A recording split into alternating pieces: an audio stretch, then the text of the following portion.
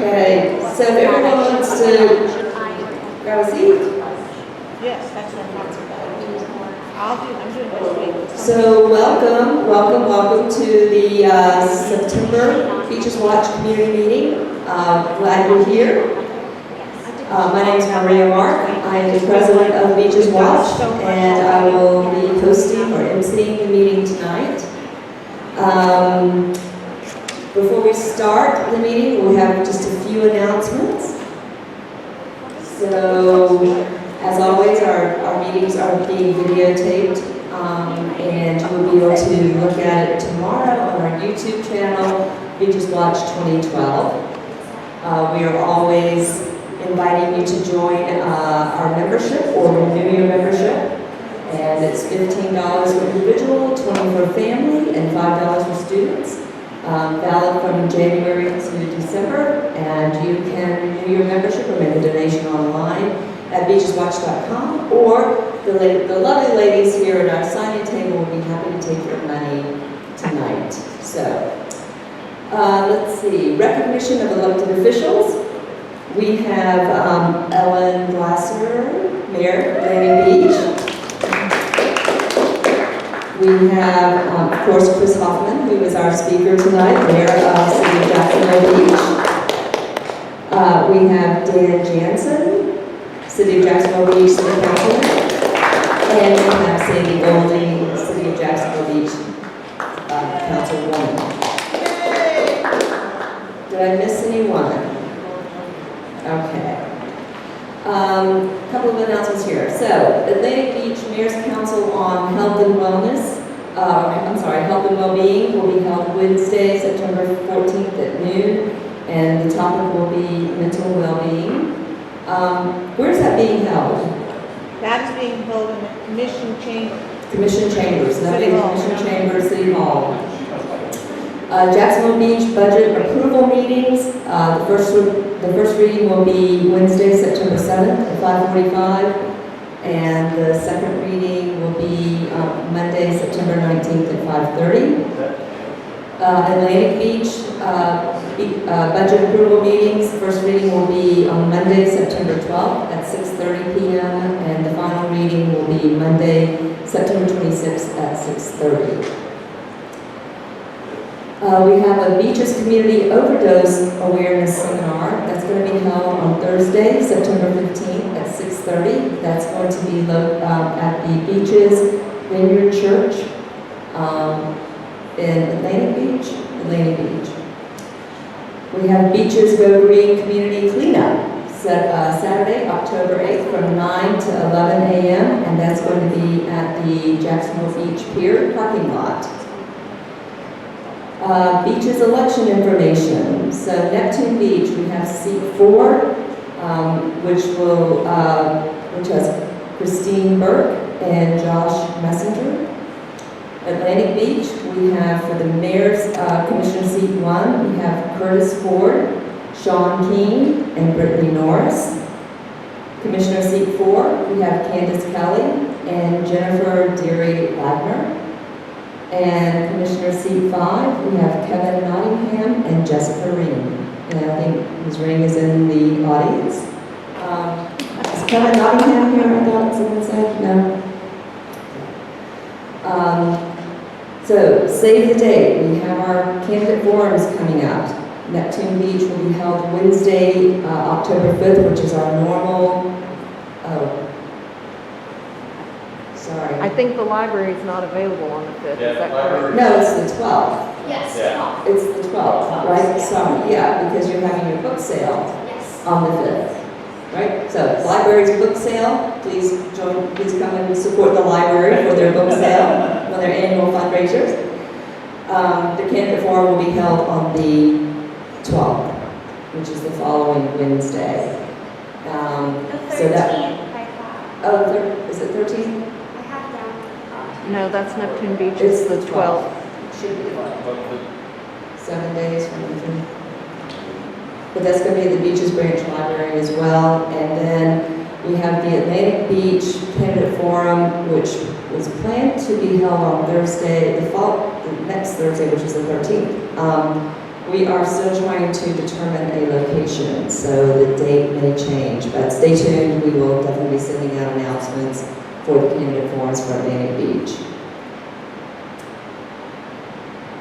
Okay, so tonight's meeting, we will first have Jacksonville Beach Mayor Chris Hoffman, and she is going to take us through all of the Jacksonville Beach Charter Amendments, and then following her presentation, we'll have Kevin Brown, who's a former board member of Beaches Watch, and he's going to talk about the sea turtle season and give us a dunes update as he is head of the beach's sea turtle patrol. So, without further ado, if you've ever seen me speak before, you know I do not want to be behind the podium, but I'm going to be because it's mission control. We're working on getting my presentation up. And while she's doing that, raise your hand if you're a Jacksonville Beach voter. Okay, raise your hand if you don't know anything about the amendments yet. Okay, so, no, sorry. If you're a Jacksonville Beach voter and you don't know anything about the amendments yet, raise your hand. Okay. So I'm really not speaking to anyone here in the room. We're speaking to our future video watchers. We do have 16 amendments on this ballot. So I'm not gonna, I have them all ready to go through one by one, but I'm gonna zoom through them and give you some resources to get us to sea turtles faster, because that's really why we're all here on our ground.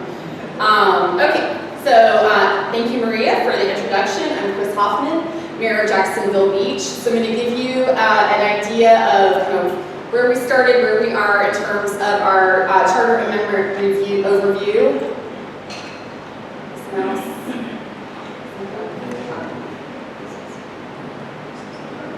Oh, okay. Doesn't look like it's on slideshow.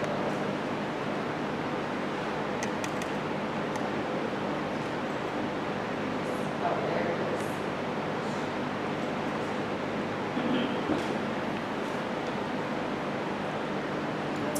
I can see it, but I can't see it here, so that might be stand over here.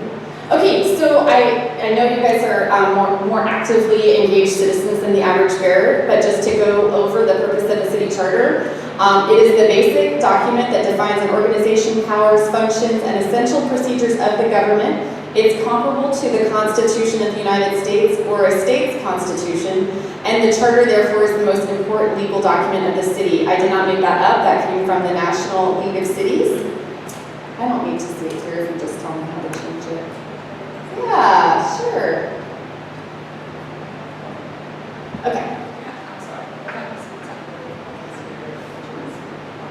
So, as you can see from this description, the city's charter is incredibly important to the city. Our charter, according to the notes at the beginning, if you look in our charter online, was thoroughly updated in 1989 and then again in 1996. I had recently graduated high school at that time. So that tells you that it's been a minute since we've really taken a hard look at the charter. You're going to see some of those impacts when we go through some of the changes that we're making. So there's a lot of discussion about how long should it be.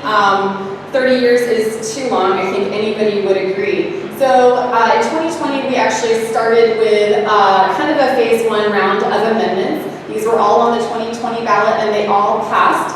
The first and second required a supermajority of votes to dismiss the city manager or the city attorney. And those are the only two positions that the city council is responsible for. They're the only two that report to the city council.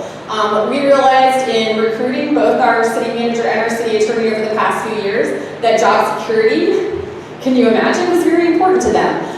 Especially with our city manager, we asked all of them, what concerns you, and it was right before an election where 4 of the seats were up. So they realized they could get hired by one council and in the next breath fired by the next council. So we increased that to a supermajority of votes. We also had an amendment that required a voter referendum to eliminate beach beaches, energy, or our police department. This was kind of a result, in my opinion. We had contracted out our fire department, and a lot of people were scared that there might be more departments to come. That was never really anything that I was privy to any discussion on. So I went ahead and supported this because I didn't really think there was even an issue there, and if it is something that we need to consider as a city, that the voters would have an opportunity to weigh in on that. And then amendment number 4 was just a clarification and really codification that the city council members really can't go in and boss around city staff. That's just the key to that. The city manager and the city attorney are the only positions that report to us, so we do our work through the city manager and through the city attorney. What do I push now? Down, okay.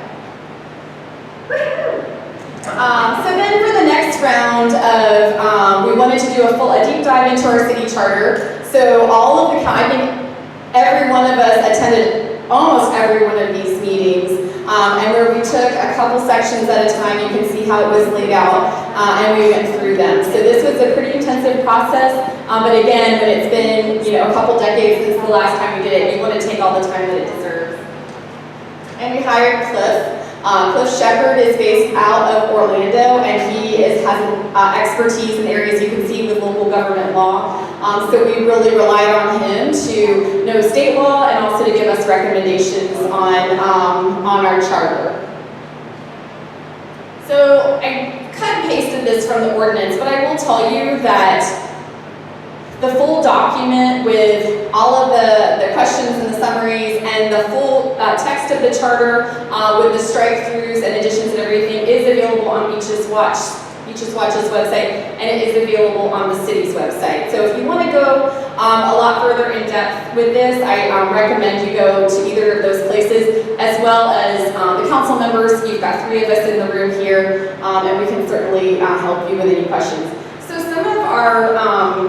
some of ours, you see the text references at the bottom, and there's all sorts of chapters and all sorts of areas. There was a lot of cleanup that needed to be done. And in this case, removing gender-specific references. And so some of them said council person, we just changed it to council member, not that that's necessarily gender-specific, but specifically in the mayor section and in the city attorney section, it specifically said he. So I am not a he. I am the first woman mayor of Jacksonville Beach, so this certainly should have been changed a lot longer before 2022, but as well as with the city attorney. So he is changed to the mayor, and he is changed to city attorney in those particular areas. So no brainer, right? You would hope.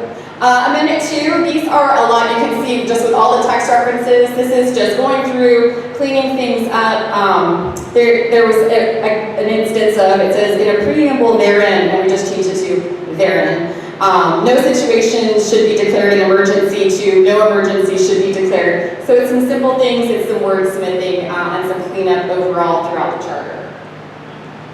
By the way, has anyone ever seen Jerry Holland go through the state amendments? Like when there's a whole bunch of them. He's like an auctioneer. So I was trying to channel him. I don't think I'm going to do it, but that'll be my goal in future presentations. So amendment number 3 clarifies what constitutes a full term when applying the term limits contained in the charter. So 2 or more years of your first term and any portion of your second term means you've completed a full term in your council seat. Number 4. Clarifying that certain charter provisions and powers are granted unlimited by Florida law. So there's some places where huge chunks are taken out, and it just says, we changed it with according to Florida statute. And that way, whenever the state law changes, we don't have to go back in and change our charter, which by the way, any change to our charter does go to a vote of the citizens. So we just kind of cleaned up that language. Procedures for adopting and collecting special assessments were spelled out in detail in our charter, and now they're kind of rolled all up into that according to state law. Question number 5, clarifying regular meeting schedule procedure to call special meetings of city council. And this just gives, it modernizes how we call special meetings. And just an example, instead of leaving notice at the usual place of abode, we say residence. We also add the term, which is new to all of us, right? Email. So email is an acceptable way to notice a meeting once this amendment passes. And question 6, we're rolling right along. This air conditioning feels great. Eliminating compelled meeting attendance by council members and acknowledging supermajority requirements. So it covers what makes up a quorum, but previously the charter said we could compel members to attend under threat of penalty. So we're taking that out, and it further requires that some ordinances may require a supermajority vote by statute or charter. We already mentioned the ones with the city attorney firing or the city manager firing, that those require a supermajority. Establishing primary runoff elections and tie-breaking procedures after general elections.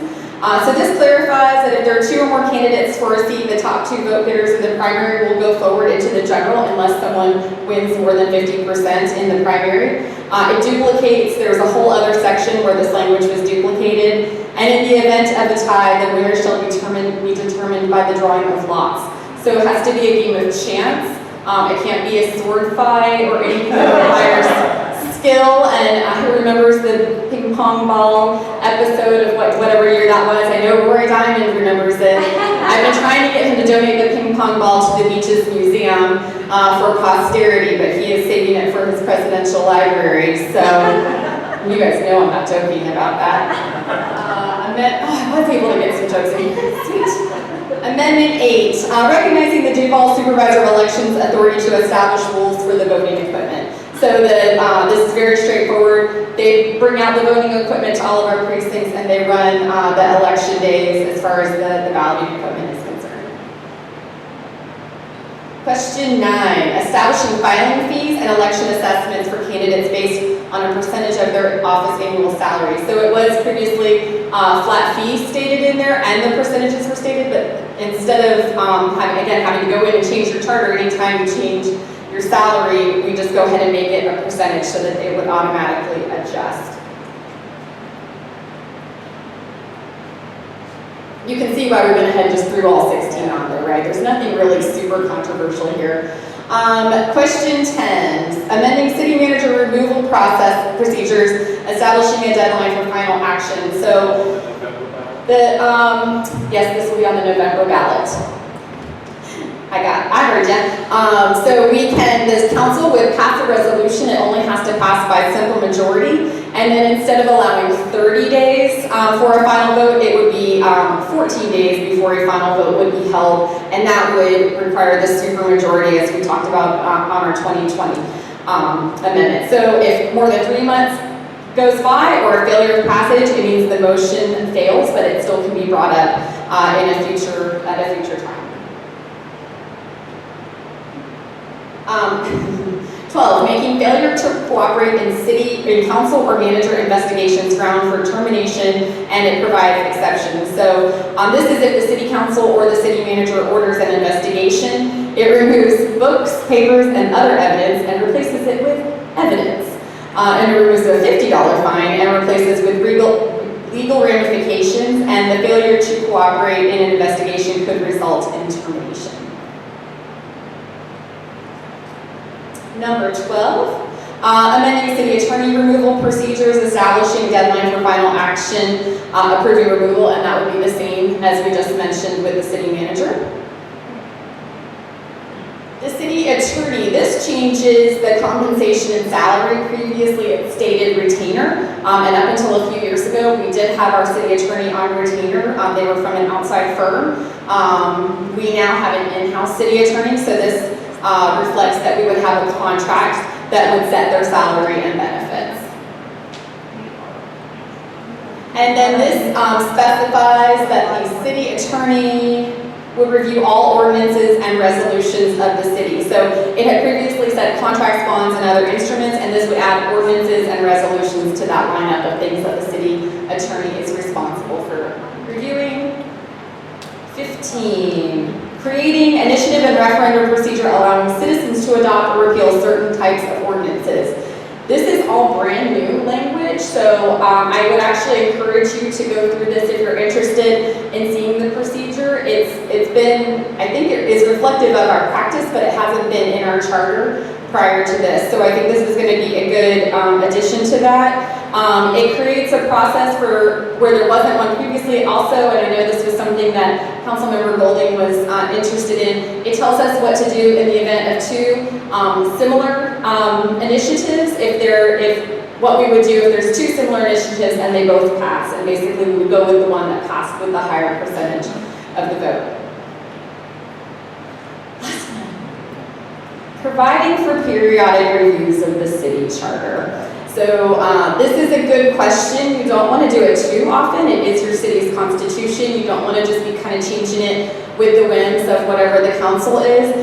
We decided 7 years was a good amount of time that potentially any two-term council member would have a chance to review the charter, but that you're not you're not going in and changing it every couple years.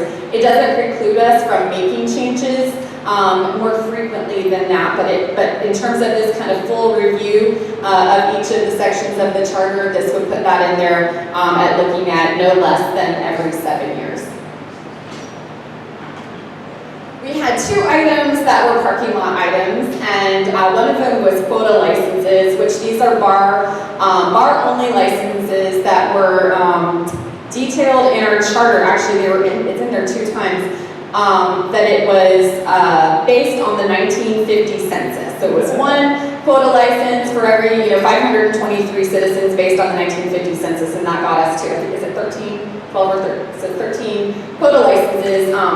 I just really didn't like that the 1950 census was referenced in the 2022 review of the charter. And we met on this a couple times, and we went round and round and started to understand why that was still in there, because it had to be based on something. It wasn't necessarily that we wanted more or less, we just wanted to change how it was worded, and we just couldn't find a better way to do it than to leaving it how it was. Height, a lot of you were probably involved in the citizen initiative to put the height amendment in the charter, and that is an ongoing discussion and something that we are contemplating putting on a future ballot. So we'll have time, if that does go towards the ballot, then we'll have time to talk about that specifically. But that was one of our more tricky issues, but again, it's worth, if you're going to go in and review the charter, it's worth talking about everything, and those were the 2 that kind of stood out a little bit more as trickier issues. Quota licenses, I think we've put that back on the shelf and we're not worried about that, but height is something specifically in our central business district that we are still contemplating taking a look at. So I've already mentioned, please take a look at this in more detail before you go vote. All that will be on your ballot is just that the capital, the words that are in all caps, and then yes or no. I support all of them, so I'm going to vote yes on all 16. But I will say there was a state law passed last year that the cities cannot spend any money advocating for or against any charter amendments, even the ones that we are proposing. So thank you again, state government, for helping us out there. But you do have opportunities, again, with the Beaches Watch website, with the City of Jacksonville Beach website. You guys all know council members, so please feel free to ask us if you have any questions or need any further clarification. That's it, I think. Unless anyone has any questions, but I don't want to take too much time from the sea turtles. Yeah, we'll take questions after. After, okay, great. And that will work. Okay, perfect. Whoever needs to stay here anyway. Take a break. I'm good, I'm good. And some water. Yeah. All right, Kevin. All right. Do you need a microphone? No. So thanks for first of all, thanks for bringing this up. I'm going to go over the sand dune situation first, because obviously the sand dunes provide an ecosystem for the nesting sea turtles. First of all, there's 2 mayors in here. Everybody has been great. The culture is here. We should be very proud of our residents. When 2.5 years ago, maybe 3, you see the PVC pipes that we put up in Neptune. I did that on a whim. At the time, Leon was in charge of Neptune Beach City Yard, and I said, man, I think this will cut down on foot traffic, because the foot traffic was what was really giving us a hard time. And when you're planting COs and people are walking on them, it gets a little frustrating. So we put the PVC pipe on, and it was unbelievable. All y'all got to do is walk down the beach, and I'm going to tell you some measurements here in a minute. So then I went to Jack's Beach, and I sold it there, and they bought it, provided me with all the pipe and rope, and it goes from, it took us, I do it with students, and it took us about 6 months, but we started at 20th Seagate, and we got all the way down to 25th. Once you get past 25th, the people down there are a little touchy. And and we put signage up, but here's the bottom line. We got it in before Orange Crush, and we got it in before 4th of July 2.5 years ago. And y'all, I've got pictures. Sandy was with me. By the way, Sandy and Chris helped us put some poles in. But you can see people staying out of the dunes. Now, all of that comes to, it's all good and well, and I can show you pictures. But what we did, here's the cool part. What we did in Jack's Beach is in the middle of each block, we calibrated 2 feet. So wherever we pounded that pipe in, we made a mark, we went up a foot, made a mark, went up another foot, made a mark. And those are buried. Y'all, in 2 years, those are buried. So, I use common sense, science. I can give you calculations and all that, but we have put at least 2+ feet of sand in those dunes over the last 2.5, 3 years. Now, we measured them about a month ago. And before Irma, the base, now this is a Kevin Bodge measurement, the bases were 40 feet and the height was average 28 feet. We measured a month ago and the base is at about 37 feet and the height is right at about average 24 feet. So we're almost there in just 3 years, and it's because of all the advocacy that we put into it. So, we need to be proud of that. A quick little story. I got a call from FWC to go do a gopher hole GPS behind Lemon Bar. So Corey called me up and he goes, "Hey coach, there's a hole back there, it's huge, we just need GPS." I said, "Okay, I'll go do it." I'm in the turtle cart, I got Beach's Sea Turtle Patrol shirt on, I have to walk over the dune, I'm on the hole with my phone getting GPS, and all the drunks are yelling at me about being in the dune. They are ripping me. And Brenda is standing on the little crossover at Lemon, and she's like, "He's got his shirt on." He goes, "Get out of the dune, man." And they're dropping all kind of stuff. So I get the GPS, I get over, she goes, "I can't believe it." I said, "That was beautiful." Right? Because they're even intoxicated in there to keep people out of dunes. So our dunes are doing great. Atlantic Beach chose not to have the pipes, but what they did, which is kind of cool, is they kept the green sign with the state statute on it. And there's one on every block. So I called Chris, and what happened was they started getting buried. So I said, "Can we dig them, shimmy them and move them?" And we have 3 times. So everybody's getting sand. Now, with all that said, we got to keep our fingers crossed and we don't get a storm. But our dunes are in great shape, and we should be very proud of it. I call them the Field of Dreams. Okay? So they're doing really well. And we've kept the foot traffic out of it, and that's the key. Okay? That's the key. People aren't walking through them. Now, Turtle Patrol. Everybody loves the Turtle Patrol. So I'm going to give you a couple of current stats and tell you where we're at. We have 96 nests that we found. There were 2 false crawls up in the dune, and what we do there is when we can't find the clutch, we leave a stake, and sure enough, both of them emerged. So we got 98 nesters, which our record is 116 from 2014, but this was close. Okay, and I'll tell you why that's important. We had 94 loggerheads and 4 leatherbacks. Now that's awesome. 4 leatherbacks. No greens, but 4 leatherbacks. And I've seen 2 of them emerge. They all went off, so we're in good shape there. We had a 90.6% hatch rating. Here's what happens. After 3 days, we go in and you'll see us digging 2 times.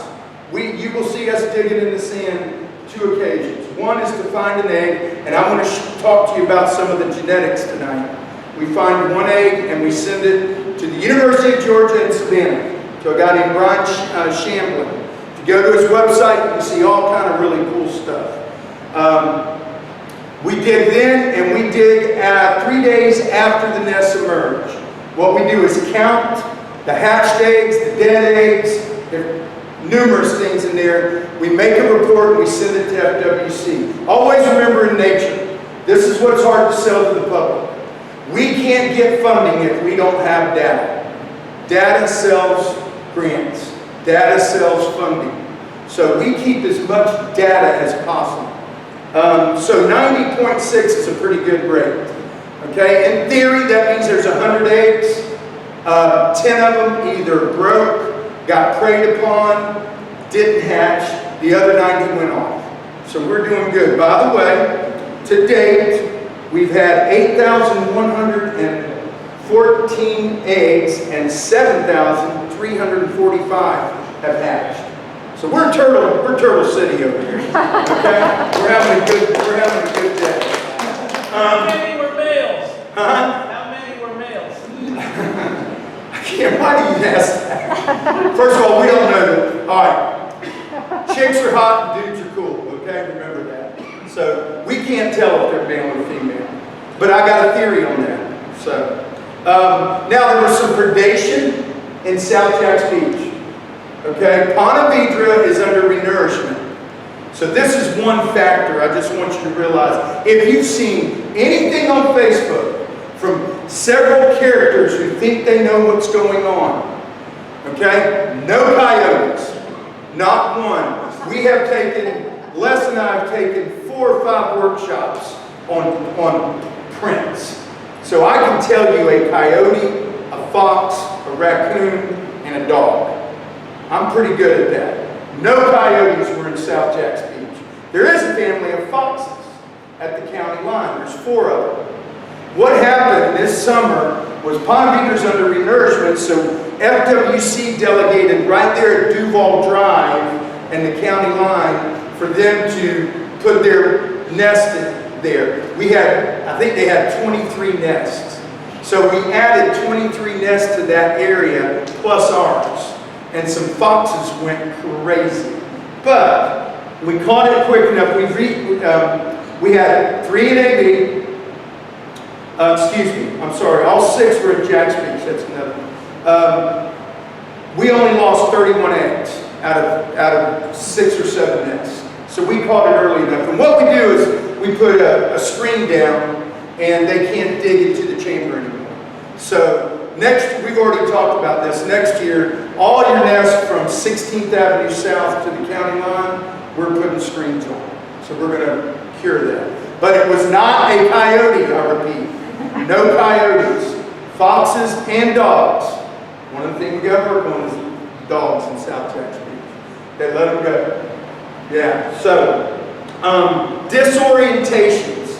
Now y'all, you talk about time consuming. All right, here's a nest. The turtles come out. If they come out straight ahead, we're fine.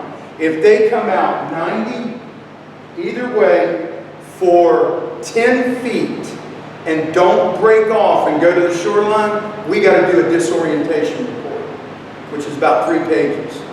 And what causes that? People, flashlights, houses. Okay? We had 3 of those in AB, 1 in Jacks Beach and 2 in Neptune Beach. Now, we got all the stuff that we thought was there. By the way, all 3 cities have a light ordinance. All 3 cities, I'm in contact with their people. I know who to call, and they are great. Kevin Hogenkamp is great. George Knight is awesome. Those guys, you call them up, they're right on it. And we've had, especially in Jacks Beach, okay, from Seagate, 20th, I'm sorry, you gotta remember what city I'm in, all the way to 16th is condos. We're gonna have those. But those guys are responding pretty well. So overall, I got to tell you, we've had a really, really good season, which says a couple things. One is our water is great offshore. Now, Ron mentioned males, so I'm going to get this cleared up right now. And I'm going to show you this in the genetic study in a minute. Females can hold up to 3 clutches in their oviducts. So they can be impregnated by 3 different males.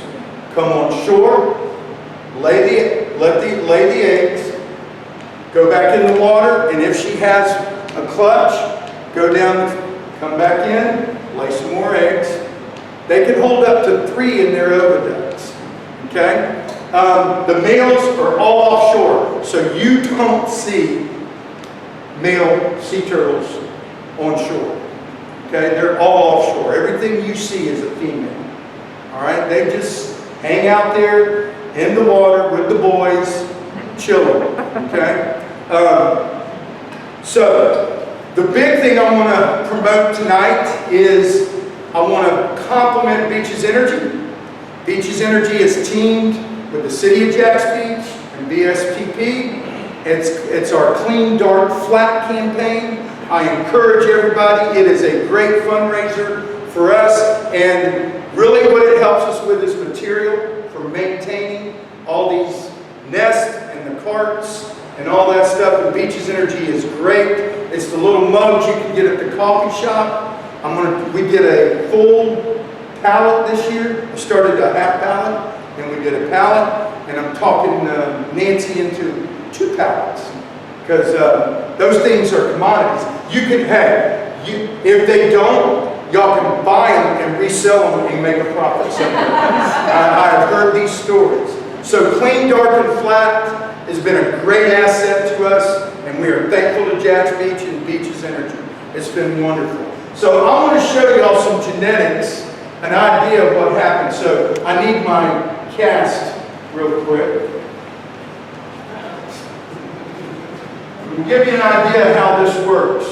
So Paul here is going to hold that. Paul is in Guana, way down at the south end. Yellow is 2016. And this turtle that I'm showing you tonight laid her first nest in Guana. Then we get up to AB, Jacks Beach, Beaches Sea Turtle Patrol. That same year, this turtle went from Guana, went back out, came up and laid 2 nests in our little 8-mile range. Okay? So we didn't see her for 4 years. And, she's standing right there. In 2020, she came back. And she went to Jacks Beach, our Beaches Sea Turtle Patrol, and laid clutches. And in 2022, she came back. So that turtle from 2016, if anybody says, do they come back to the same area? Genetics says yes. Okay? And this one turtle, you can see multiple clutches every year. Now, if this was a map, we have a map of this. And y'all, last year we had 68 nests, but 20 turtles did all that. So we have a little community that keeps coming back. Does this make sense to y'all with the genetics? Thanks. That's all I need to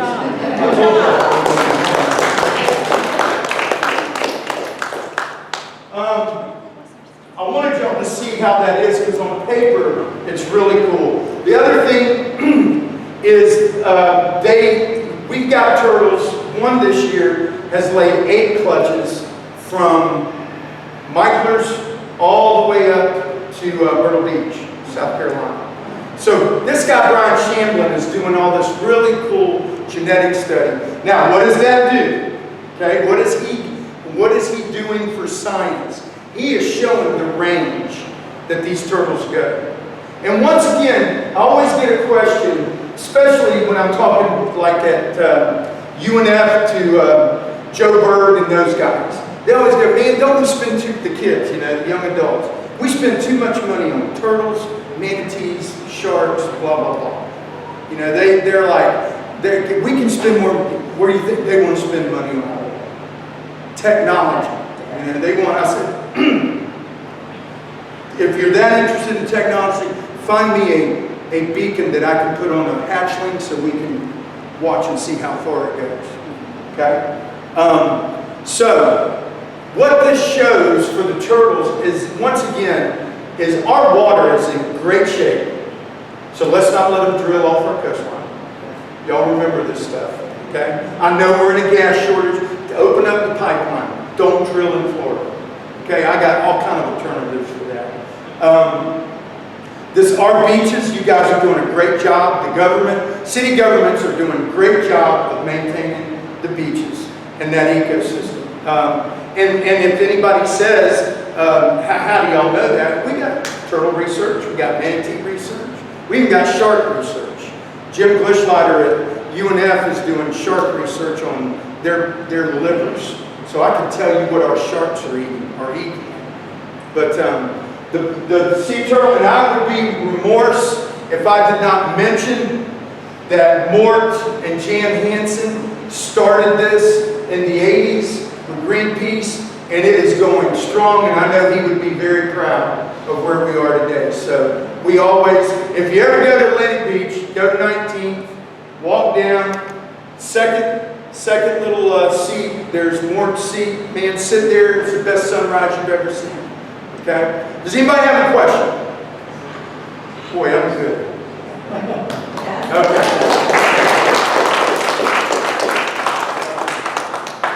So we will open it up for questions for either Mayor Hoffman or for Kevin Brown, or if you just have any general comments. Before we start though, I would be remiss in not recognizing Lou Catania. He and his team are working very hard in Atlantic Beach with the sea turtles as well. He sends out this incredible Excel spreadsheet and hatching dates and all this stuff, and so he keeps us well informed here in Atlantic Beach as well. So, any questions? Any comments? I just have a comment.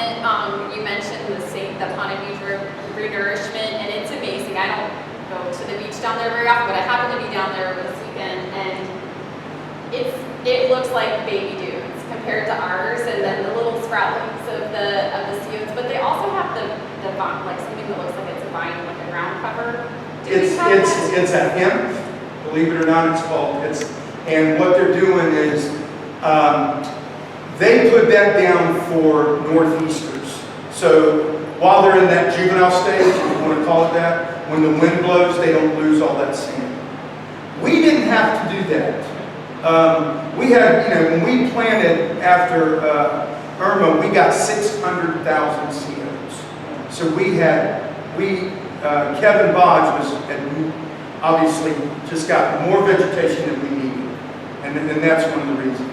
It's just, it's night and day. Yeah, and it's a cool scene. That's what we look. Here's, the thing I want people to kind of digest is it's only been 5 years.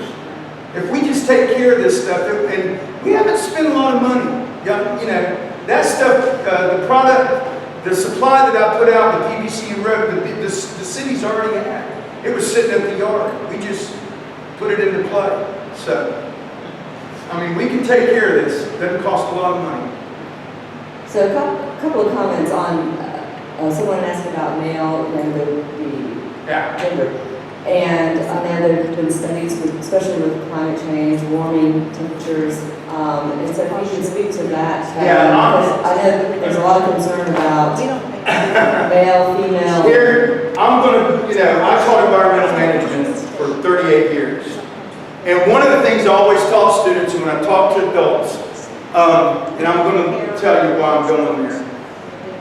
Environment is a very tricky thing. When you fix something in the environment, two things behind it get messed up. We cannot get off fossil fuel. Everything we got in this room right now is a petroleum-based product. We can't do it. That's another topic for another story. I do believe, though, climate has had an impact, and I call them biological indicators. Okay? A couple of them are here. You just don't see them. One is the rosette spoonbill. We get rosette spoonbills. 5 years ago, we didn't get those, y'all. it's too hot. The other thing is we're getting black mangroves in the marsh. Now the black ones are the siphon, the ones that come up from the ground. The red are the ones that have the tropical and hit and wander and get, okay. So there's two biological indicators that it's getting hot. Now, with that said, is that affecting marine life? There's been 2 species of fish in the Chesapeake Bay that have changed sexes because of heat. So that's a fish, ichthys, okay? We're talking about reptiles.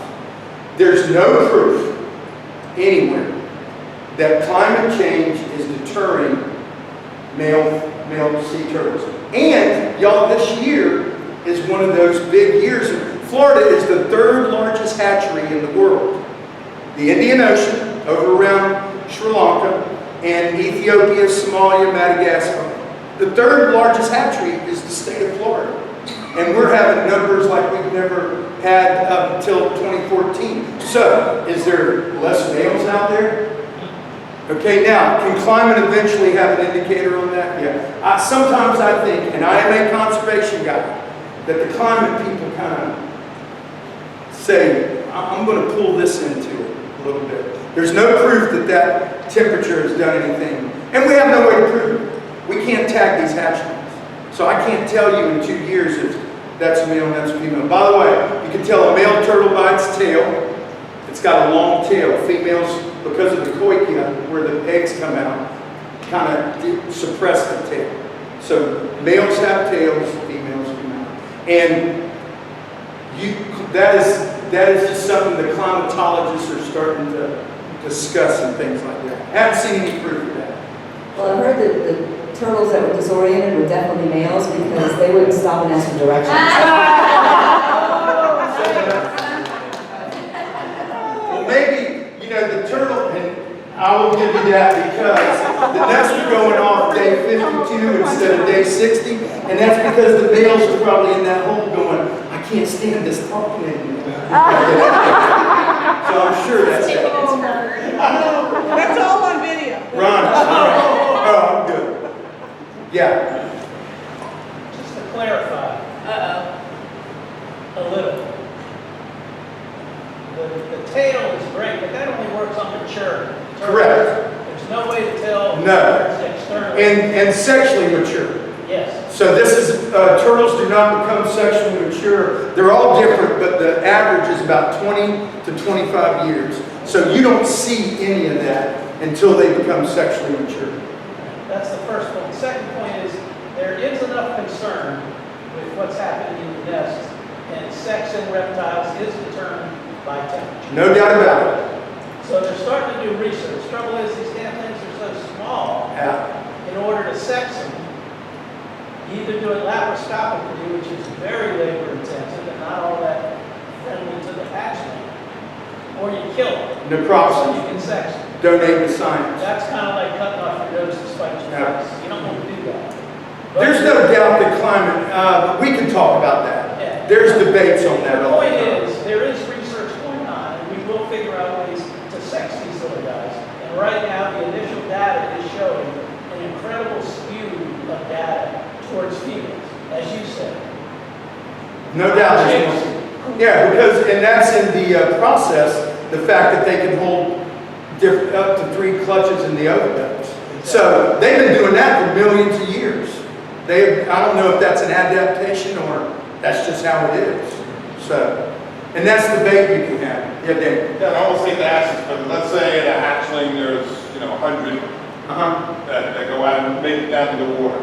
How many of those, because of predators in the ocean, Right. bigger fish and all that, make it to adulthood? 1%.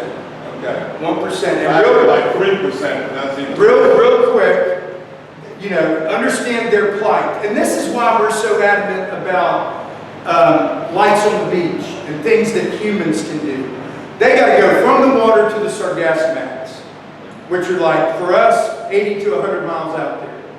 So they got to go through that gauntlet to get to those sargassomats. Once they're on the sargassomat, they stay there about 2.5 years, according to Kate Matson down in, they get about saucer size. when now what happens is they are buoyant and can get up and down the water column. So that's their plight. So those little guys have got to get out there. But it's usually 1%. And I've just got a turtle book last week that said they believe that number is a little bit higher. And I'm like, okay. Yeah. So, but it's not much. The percentage is not, which is why it's called fecundity. Let me get a little nerd science on y'all. Fecundity is the amount of eggs they lay. And to give you an idea, a tuna or a bonita would lay 6 million eggs while they spawn. Turtles, 100 plus eggs. Gopher turtle, 10. Y'all with me? So, I mean, the fecundity range, whales, a right whale, 4 calves in their lifetime. So it's the animal and it's the environment they live in. So, okay.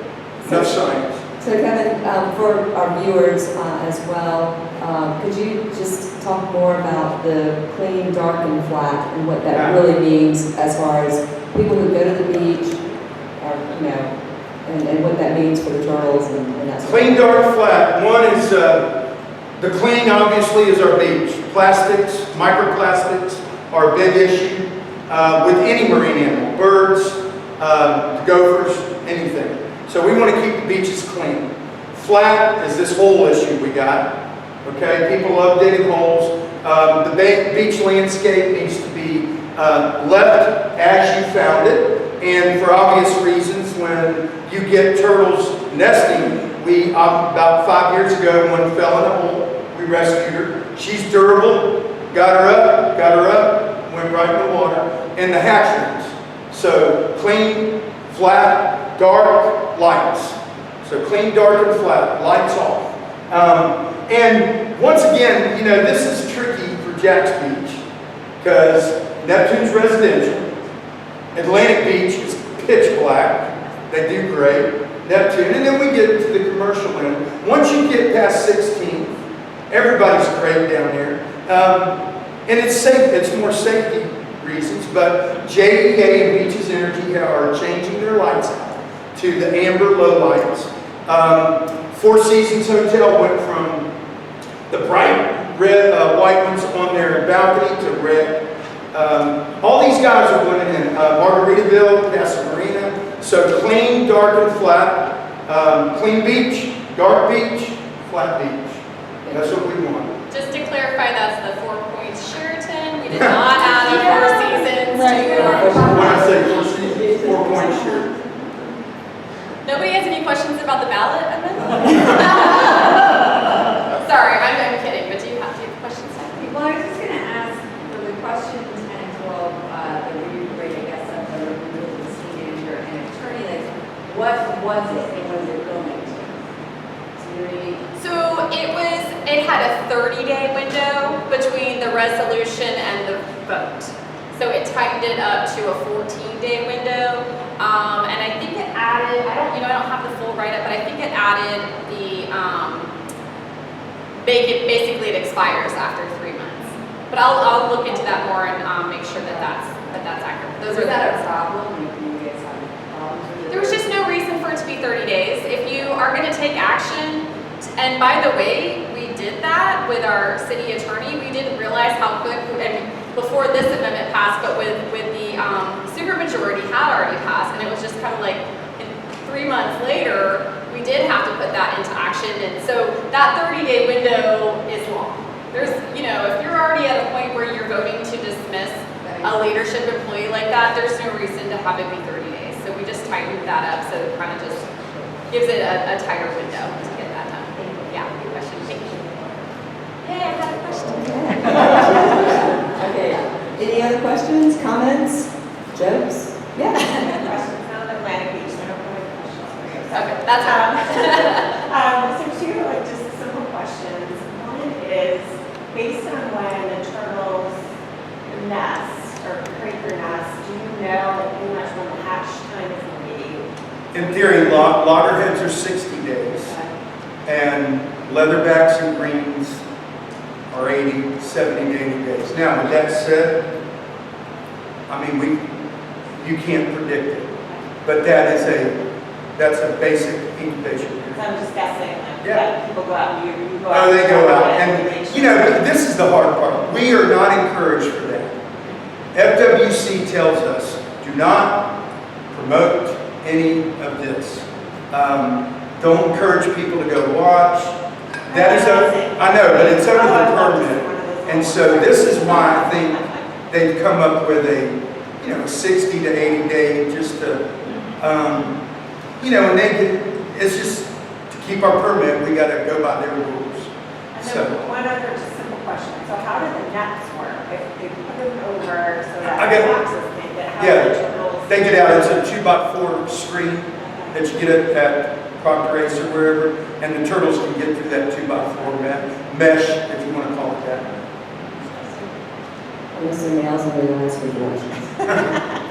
Okay, any other questions? It was like we're winding down, so thank you so much for your interest. I just have a couple of things. So I don't have a lot of people here, but we do have a survey in the chair, so if you take about 2 seconds to answer, it's very short.